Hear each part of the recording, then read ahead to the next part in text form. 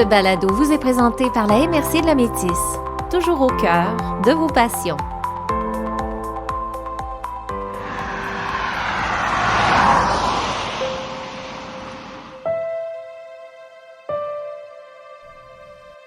À Sainte-Flavie, une belle municipalité longeant le fleuve Saint-Laurent, il y a un artiste peintre qui s'apprête à ouvrir son atelier-galerie. Avertissement. Les prochaines minutes, nous les passons avec un homme à l'optimisme à toute épreuve. Je vous amène avec moi dans l'univers coloré et bien vivant de Michel Leblanc. Voici Carte blanche dans la Métisse.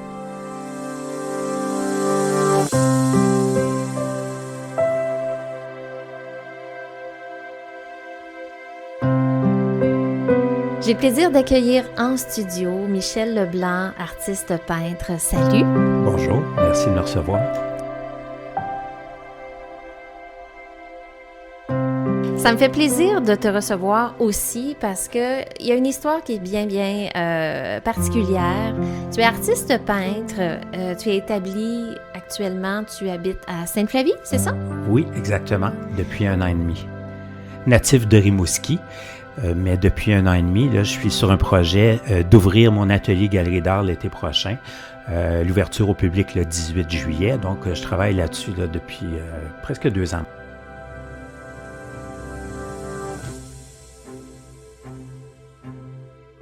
Ben, pour moi, c'était important de revenir avoir mon atelier sur le bord de la mer, près de ma famille. Oui, c'est ça que j'allais dire. J'ai dit, pour moi, je suis en face de quelqu'un qui est amoureux du fleuve, comme nous tous. Oui, je suis situé juste entre l'église et le centre d'art Marcel Gagnon, oui, okay, sur la route de la est. mer, du côté est, alors, et du côté mer. Donc, pour moi, c'est très, très vivifiant de peindre dans mon atelier, d'avoir la vue sur le fleuve. Oui, certainement ça doit créer plusieurs jaloux.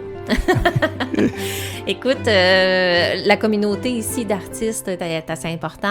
L'endroit comme tel, Sainte-Flavie, on reviendra sur cette ouverture, mais je pense que c'est un choix bien judicieux parce qu'il y a une voie touristique qui est importante comme ça durant l'été. Les gens s'attendent à voir des galeries d'art, de voir l'art. Voilà. Alors, Michel, parle-moi de ton histoire. Tu as une histoire qui est attachée à ton travail artistique actuellement. Parle-moi de ça. Qu'est-ce qui s'est passé? Bien, certainement. C'est une histoire qui a changé aussi mon travail artistique il y a quelques années parce qu'à la sortie d'un restaurant, accompagné de ma femme et de notre garçon de 2 ans, ma femme à l'époque qui est enceinte de notre 2e enfant, on prend la route pour le retour à la maison et on doit emprunter à ce moment-là un viaduc. À l'autre extrémité du viaduc, il y a un automobiliste, le chauffeur, qui avait consommé de l'alcool et qui est accompagné de son adolescent de 14 ans. Avant d'entamer le viaduc, son garçon dit au papa, « T'es pas game de tester l'auto. » Okay. Alors, le père appuie sur l'accélérateur dans une zone de 50 km/h et va atteindre une vitesse de plus de 110, entre 110 et 115 km/h. Ça n'a pas été spécifié par les agents qui ont fait la reconstruction de l'accident parce qu'une pluie fine tombe du ciel ce soir-là. La chaussée est légèrement glissante. Mais bon, en fait, le conducteur a perdu le contrôle du véhicule, a changé de voie et en pente descendante, comme une météorite descendue du ciel, nous est arrivé en pleine face. Donc, résultat, ma femme a fait une hémorragie interne et a perdu le bébé. Elle est demeurée avec des limitations permanentes à la colonne. Notre garçon, assis sur la banquette arrière, a été projeté à l'extérieur du véhicule dû à la violence de l'impact et les secours l'ont retrouvé assis sur son banc de bébé sur le trottoir vivant. Bien entendu, ensanglanté vu les éclats de verre et les blessures qu'il a eues. L'adolescent du chauffeur n'a pas eu la même chance. Il portait pas sa ceinture de sécurité. Il est décédé sur le coup. Le chauffeur, quant à lui, est devenu handicapé et a pris le chemin de la prison, condamné pour conduite dangereuse ayant causé la mort et des séquelles permanentes. Et en ce qui me concerne, j'ai été transporté à l'hôpital Sacré-Cœur de Montréal entre la vie et la mort. Et ce sont les médecins de Sacré-Cœur qui m'ont sauvé la vie de justesse en m'évitant l'embolie pulmonaire et l'embolie graisseuse. qui est une complication qui survient lors de multiples fractures des os longs comme le fémur, le tibia, et pouvant mener à la mort.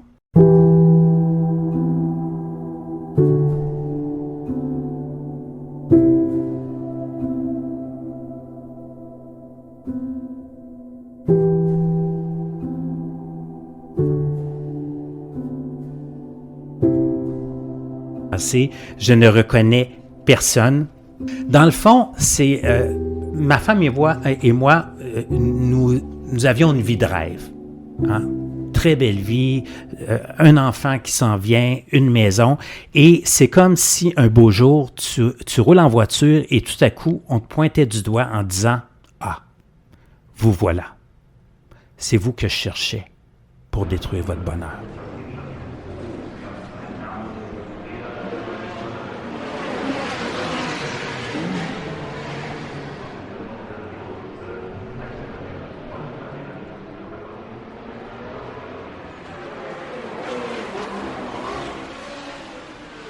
Je me réveille d'un coma à l'hôpital avec plus aucun souvenir. Je n'ai pas de souvenir du passé. Je ne reconnais personne. Et lorsque je me suis réveillé, le personnel de l'hôpital m'informe que j'ai été victime d'un accident de voiture et que j'ai les 2 jambes écrasées, immobilisées par des fixateurs externes en attente d'une amputation des 2 jambes. J'aurais souhaité partir pour de bon. J'aurais vraiment aimé mourir. Docteur Benoît, orthopédiste, chirurgien orthopédiste, une sommité au Québec, a à ce moment-là pratiqué une reconstruction des 2 jambes à l'aide de plusieurs implants, plaques et vis, 98 agrafes sur chaque jambe pour refermer les plaies, afin d'éviter l'amputation, et ça a été un succès médical. Et bien entendu, ça a été plusieurs mois à réapprendre à marcher dans une piscine thérapeutique avec de l'eau jusqu'au cou, mes jambes ne pouvant soutenir que le poids de ma tête. Mais aujourd'hui, malgré mes limitations, mes douleurs, j'ai mes jambes et je marche.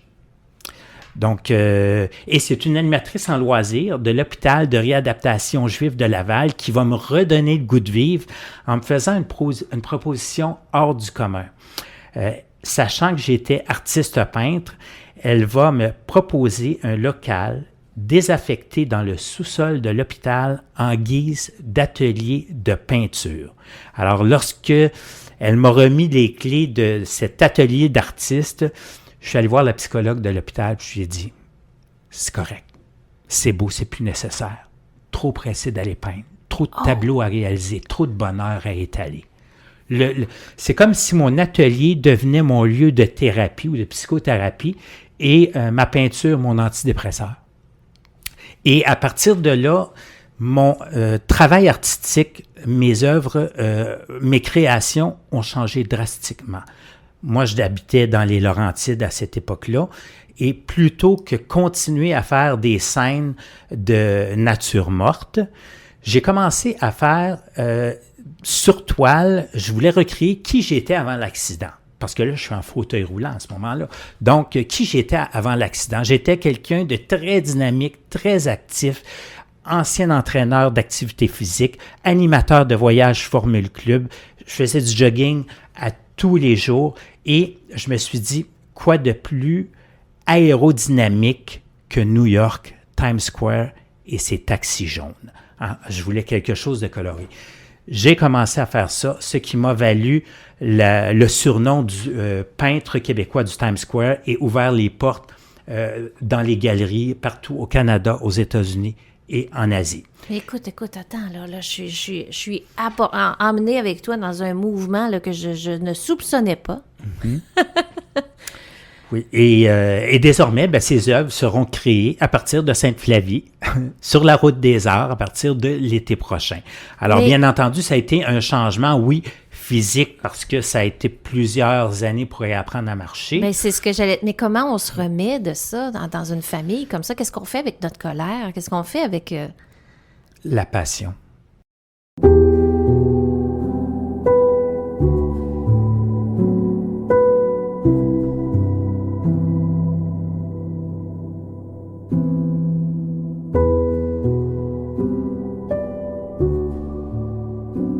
quand on a eu l'accident, on a été transporté dans 3 hôpitaux différents. Donc, mon garçon était à l'hôpital Sainte-Justine, ma femme est à Saint-Jérôme, moi je suis à Sacré-Cœur. J'ai vécu pendant plus de 6 mois à l'hôpital de réadaptation lors de ma réhabilitation. Et après, on s'est retrouvés les 3 à la maison avec l'aide de la maman de ma femme parce que oui, on avait besoin d'aide personnelle. On est handicapés les 3. Aujourd'hui, comment vous vivez? Comment ça va dans ta famille maintenant? Ça va très, très bien. Ouais. On est heureux. Mon garçon, lui, est dans la marine. Il va au cégep de Rimouski à temps plein. Et puis, là, cet été, il est parti en Alberta pour travailler pour la marine. Ma femme, elle fait du télétravail, mais travaille encore beaucoup à Montréal. Elle travaille pour Financement Agricole Canada en finance. Et puis, on a une petite fille maintenant parce que, bon, ça a été douté que, vu les limitations à la colonne de ma femme, d'enfanter à nouveau, c'était peut-être pas possible selon certains endroits, certains hôpitaux hospitaliers. Mais on est allé voir des spécialistes à Sainte-Justine et on a maintenant une petite fille de 11 ans qu'on a appelée Stella Rose. C'est notre étoile, dans le fond, parce que ma femme attendait une fille. Hein, elle était enceinte. On l'avait déjà prénommée Mégane. Alors, lorsque Stella Rose est venue au monde, on l'a appelée Stella, notre étoile. Donc, c'est un petit peu un signe pour nous, là, de...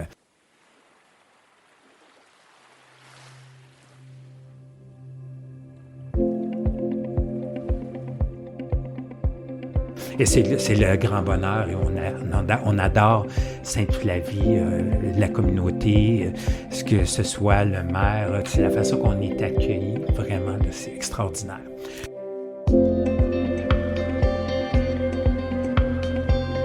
Donc, alors, bien ancré en tant que médecin, sur le bord du fleuve, passionné, envie de partager.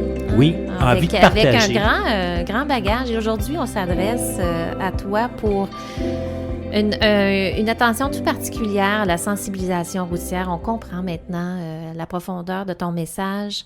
Il y a un lien important avec la Formule 1. Et une campagne de la SAAQ qui nous parle de comportement d'imprudence, car c'est ça qui est arrivé dans votre vie. Parle-moi de ce lien avec la Formule 1. Ici, actuellement, je suis devant une toile magnifique, grandeur, un grand format, une voiture de course où on sent, dans la représentation, on sent la vitesse, on sent le mouvement.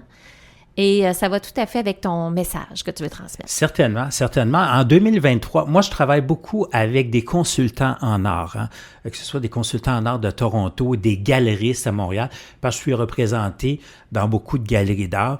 Et, j'ai une facilité, vu ma formation, à faire des commandes personnelles. Donc, je travaille aussi beaucoup pour des collectionneurs. Et en 2023, il y a un établissement hôtelier à Montréal qui est partenaire de la F1 et qui doit héberger l'écurie Ferrari. Et là, on m'appelle et on me dit, écoutez, M. Leblanc, est-ce que vous seriez en mesure de nous faire une toile géante, une Ferrari, qu'on pourrait installer dans l'établissement? On voudrait donner peut-être là, une touche de l'écurie qu'on héberge, même si, c'est quand même confidentiel parce qu'on garde l'écurie, on ne veut pas que les gens se fassent déranger, mais on voudrait avoir une petite touche dans l'hôtel. J'ai fait cette toile géante, ça a été une réaction fulgurante et instantanée. C'était l'attraction, les touristes, les gens qui ont assisté à la fin de semaine, le week-end de la fin, se faisaient photographier devant la toile. Et tellement que ça s'est su auprès de d'autres directeurs de marketing d'établissements à Montréal reliés à la F1, tellement que cette année, c'est 6 événements qui m'ont convoqué pour avoir des tableaux.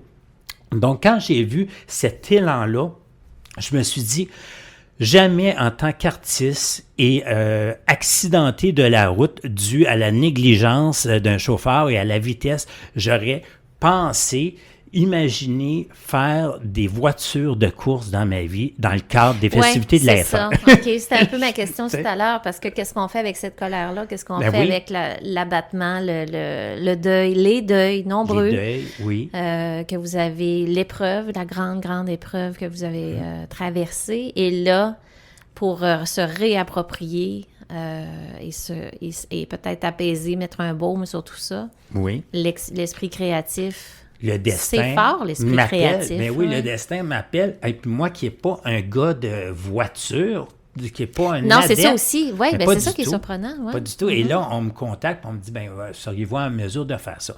Alors, moi, certainement. Et quand j'ai vu cet élan, je me suis dit, pourquoi pas rendre l'utile à l'agréable? Pourquoi pas faire de la sensibilisation routière? Parce que je trouve que les gens roulent trop vite. Encore, il y a trop de comportements inappropriés sur la route. Et on le sait, on est dans des municipalités où c'est ça, 50 km/h, des municipalités de même 200, 500, 1000 habitants, où on s'installe ici pour la quiétude. Et pour la sécurité de nos enfants. Ben oui, exactement. Et on voit qu'encore, partout au Québec, les gens roulent trop vite. Donc, on sait que le mois de juin, c'est l'effervescence de la F1 à Montréal, mais qu'une dizaine de journées plus tard, c'est le week-end de la fête nationale qui marque le début des festivités et des déplacements pour des milliers de Québécois. Ouais. Par ailleurs, le 24 juin est aussi le premier des 75 jours les plus meurtriers sur les routes du Québec. Donc, il y a plusieurs facteurs à prendre en considération lorsqu'on part en vacances. Et la première chose à faire avant de prendre la route, ça serait une vérification sommaire du véhicule, ce que la majorité des gens ne font pas nécessairement. Alors, notamment la pression des pneus, vérifier les fluides, au besoin peut-être faire un remplissage, songer à peut-être à conserver un contenant de lave-glace supplémentaire dans le coffre, s'assurer que les feux, les clignotants fonctionnent bien, enfin voir à ce qu'il n'y ait aucun dommage apparent sur le véhicule. Ensuite, il y a la fameuse météo. Hein? On n'est pas à l'abri des conditions météorologiques. Donc, si on annonce une pluie torrentielle, la chaussée risque d'être plus glissante, la visibilité moins bonne. C'est peut-être plus sage d'attendre et partir une journée. D'autre part, s'il fait beau, les gens vont se déplacer en plus grand nombre, risquent peut-être de consommer plus d'alcool, risquent d'avoir la tête plus aux vacances. Et c'est là que c'est inquiétant, parce que même si on prend des vacances, on ne devrait pas attendre d'être arrivé à destination avant d'être en vacances. Hein? C'est pas parce qu'on est en vacances que nos habitudes de conduite doivent changer. Donc, c'est important de rester vigilant. Dans le fond, tu nommes la personne qui est pressée d'arriver en vacances. Oui, exactement. Surtout si on fait de longues distances. On voit des beaux paysages, parfois, à contempler la nature, justement, on ne souhaite pas se retrouver dans le décor. Hein? Alors, c'est souvent à faire plusieurs heures de route qu'on peut perdre la concentration ou être distrait parce qu'on a hâte d'arriver, de festoyer, profiter enfin des vacances. Mais il ne faut jamais oublier que les causes d'accidents ne changent pas. C'est l'alcool, les distractions et la vitesse. Ouais. Et d'ailleurs, les excès de vitesse sont une des premières causes de collision mortelles sur les routes du Québec. Donc, une autre cause majeure, beaucoup trop de gens ont la fâcheuse habitude de texter en conduisant. Et un conducteur qui texte et qui quitte la route des yeux 5-6 secondes, c'est comme s'il traversait un terrain de football les yeux fermés. Hein? Alors, le cerveau humain n'est pas conçu pour exécuter plusieurs tâches à la fois. Et de plus, texter en conduisant augmente le risque de commettre d'autres infractions comme brûler un feu rouge ou rouler au-delà de la vitesse affichée. Alors, l'alcool, parlons-en de l'alcool au volant. Ouais. Faut savoir que même si on est en dessous du 0.08, on peut être en faculté affaiblie. Parce qu'il faut savoir que, surtout en période estivale, parce que il peut y avoir des canicules et un coup de chaleur chez une personne peut avoir l'effet de 0.10, même s'il est à 0.03 ou 0.04. Donc, si on conduit, on ne boit tout simplement pas. Il ne faut pas confondre conduite avec faculté affaiblie. Lorsque le conducteur a les capacités diminuées, peu importe son taux d'alcoolémie, et conduite en état d'ébriété, où le conducteur est dans un état d'ivresse dû à sa consommation d'alcool. Donc, c'est un accident, c'est un moment d'inattention, ça peut arriver en une fraction de seconde, ça peut basculer votre vie. et ça peut basculer celle des autres. Et là, c'est pire que manquer ses vacances, hein. Parce que ça peut vous marquer à vie. Ouais. Moi, j'en sais quelque chose.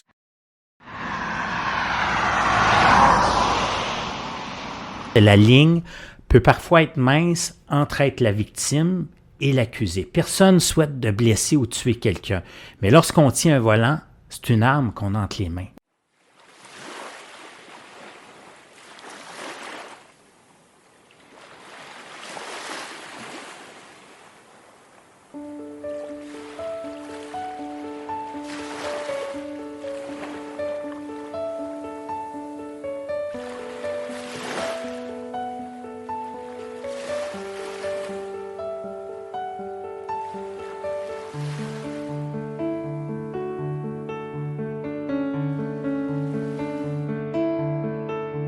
Les préparatifs vont bon train, les invitations sont lancées et Michel Leblanc se prépare à partir pour le Grand Prix de Montréal avec ses tableaux. Allons ensemble visiter son atelier.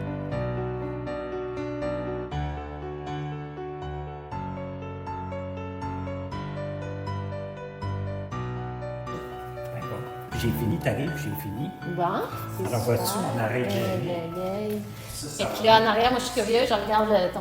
Ah, mon Dieu, ça va être magnifique, là. Oui, alors regarde, je t'explique.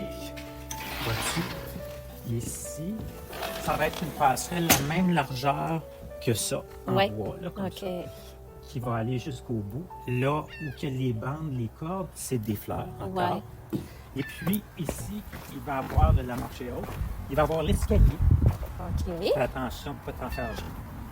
L'escalier qui monte ici, sur la recharge, et je vais avoir une affiche là, après l'escalier. Là, je vais avoir une affiche pour Atelier Galerie d'Art pour pouvoir... Parce que ce que ça va faire, c'est que ça va devenir un allée piétonnière. Ça va être ça? C'est sûr. C'est sûr. J'ai même mis ma table de pique-nique. Là. Plein de gens là, s'assoyaient dessus. Un banc là-bas. Il y a un banc. Moi, je l'ai proposé à la municipalité. Ça va devenir... Ben, c'est magnifique. J'ai dit, vous devriez là, la nommer, la promenade, puis profiter de... Tu sais, le monde marche, là, ils prennent des marches, ça. On est tranquille, on n'a justement pas de trafic de voitures, on est bien. C'est ça. C'est joli. Oui, quand même. Puis on est protégé parce que, bon, c'est assez large. Mais là, c'est sûr que les camions sont passés aujourd'hui parce qu'ils font des limes puis tout ça. Fait que, mais, regarde, ça monte jusque-là. Puis on n'a pas eu de grande marée encore, là. Ouais. Puis, ça monte. Ça, c'est l'hiver, ça, imagine. Ça n'a pas trop affecté, là. Non. Donc... Ah, ben, coudonc, je vais venir marcher ici, moi. Ben, les gens partent, là. Tu peux partir du quai. Après, là, bon, il faut que tu fasses un petit contour à cause... c'est après le Gaspésiana. Là, là, après, ils remontent aux escaliers du Ketch. Puis là, ils filent, là, ils marchent jusqu'au centre Marcel Gagnon. Puis ça leur fait une belle marche, puis ils reviennent. Oh, c'est super. C'est confortable. Tu sais, c'est vraiment une belle promenade. Moi, quand j'ai vu ça, je me suis dit que je vais en profiter. J'en profite. Les gens vont pouvoir rentrer, sortir par en arrière autant que par en avant. Mais t'es tellement créatif, c'est capotant. Non, mais il arrive que, tu sais, je veux dire, il y a des gens qui sont comme offensés de ça, puis découragés de ça. Oui. Toi, tu dis, non, c'est une opportunité. Oui, c'est fou. On faut voir le positif de ça.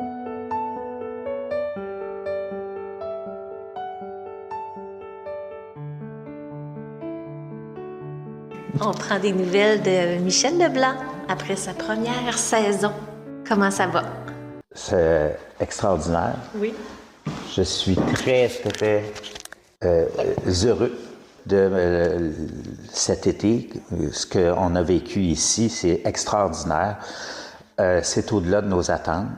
Jamais je me serais imaginé qu'on ait autant de monde que ça. Ah ouais? Cet été à Sainte-Flavie. Je pense que la promenade de plage, il y en est pour beaucoup. Des curieux. Des curieux, des gens qui voulaient voir, la recharge, c'est quoi. Et la promenade est devenue une attraction à Sainte-Flavie. Ouais. Parfois, il y a des journées, j'ai vu des centaines de personnes sur la promenade. Et ça rentrait, ça sortait sans arrêt. J'avais pas le temps de donner un coup de spatule. Donc, et puis, ben tant mieux, parce que moi, j'ai ouvert mon atelier au public. À la base, ben, c'est parce que j'aime voir les gens, j'aime rencontrer les gens. Alors, je m'attendais pas à être sur la grosse production cet été.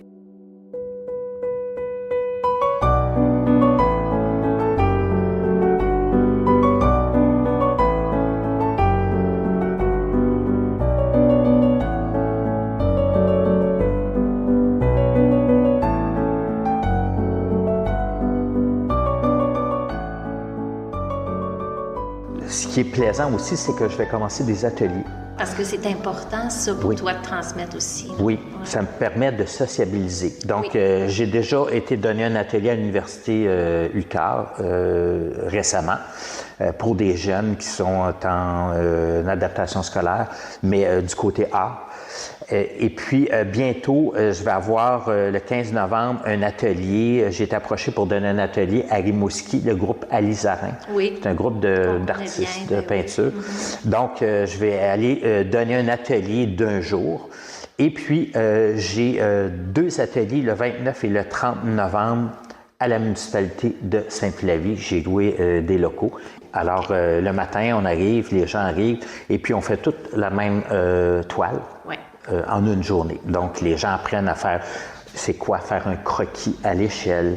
Et puis, c'est toute la même toile, dans le fond. Donc, moi, je fais la démonstration devant eux. Et puis... puis on s'en sort? Oh mon Dieu, les gens sortent à la fin de la journée, ils sont tellement contents. Ils ont appris. Ça a été une grosse journée. Ils sont vraiment fatigués. Vivre dans autant de réussite, autant de bonheur. Mais je te vois aller, je me dis, mais mon Dieu, ce gars-là, il a premièrement beaucoup d'énergie. Tu dors peu, peut-être ça te donne une chance d'en faire 2 fois plus que les gens qui dorment. Exact. Mais tu es animé par ta passion, puis tu es très volontaire à la vie. Tu vas chercher ce que tu as besoin, tu vas chercher, tu fais ton chemin, tu sais. Oui. T'attends pas que les autres le tracent à ta place. Non, je Tu as des objectifs qui sont clairs, tu les atteins un après l'autre. Oui. Oui, bien, je suis un petit peu un workaholic, là, tu sais, de ma passion, de ma peinture. Ouais. Mais ça a aussi des désavantages parce que, bon, mon rêve, c'est d'avoir, oui, mon atelier sur le bord de la mer à Sainte-Flavie, bon, près de ma famille et tout ça, mais j'ai pas eu le temps de les voir. Parce que ils sont à côté. Ils sont à côté, mais j'ai été enfermé dans mon atelier du matin au soir depuis le 17 juillet. Donc, j'ai manqué, je passais un petit peu à côté au niveau de ma vie personnelle. Bon. Tu sais, j'ai un barbecue, c'est le fun, peut-être se faire un bon barbecue. Je m'en ai même pas servi cet été parce que j'étais ici de 9h30 le matin jusqu'à, ben, c'était ouvert au public jusqu'à 9h30 le soir, mais j'étais ici jusqu'à 11h, 11h30 pour faire les commandes et essayer de boucher les trous sur les murs. Puis les gens comprennent, c'est un atelier, donc c'est normal qu'il y ait des toiles qui partent, là. Ouais. Mais pour moi, c'était vraiment des grosses journées et ma famille me disait, ben non, t'as pas vu de l'été. Donc ça, c'est un petit peu désavantage. On va faire respirer ça un petit peu plus l'année prochaine, peut-être. Là, je vais devoir peut-être revoir là, mes choses pour essayer de passer un petit peu plus de temps. En même temps, c'est un atelier d'artistes. Bon, je veux pas avoir des employés qui sont ici pour recevoir les gens. Les gens aiment bien rencontrer l'artiste. Tout à fait. Donc, c'est important que je sois là. Mais oui, des fois, c'était une course, là, parce que je fais encore, c'est moi qui fais souvent le souper, c'est de réajuster le tir, peut-être l'été prochain, pour profiter un petit peu plus de l'été à Sainte-Flavie. Ouais. C'est le fun, je suis contente de voir ce succès-là. Oui, puis ça serait le fun qu'on se revoie peut-être pendant un atelier. C'est quoi un atelier d'un jour avec Michel Leblanc? Comment ça a été, comment ça s'est déroulé. En tout cas, sinon, ben, je vous en parlerai quand on va se revoir, peut-être. Tout à fait. Super, merci.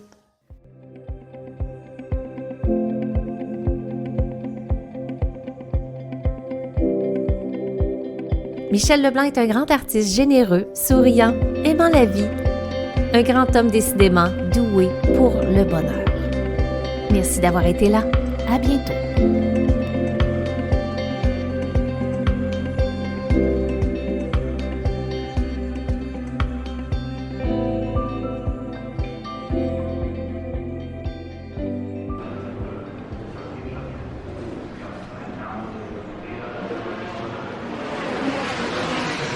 La ligne peut parfois être mince entre être la victime et l'accusé. Personne ne souhaite de blesser ou tuer quelqu'un. Mais lorsqu'on tient un volant, c'est une arme qu'on a entre les mains.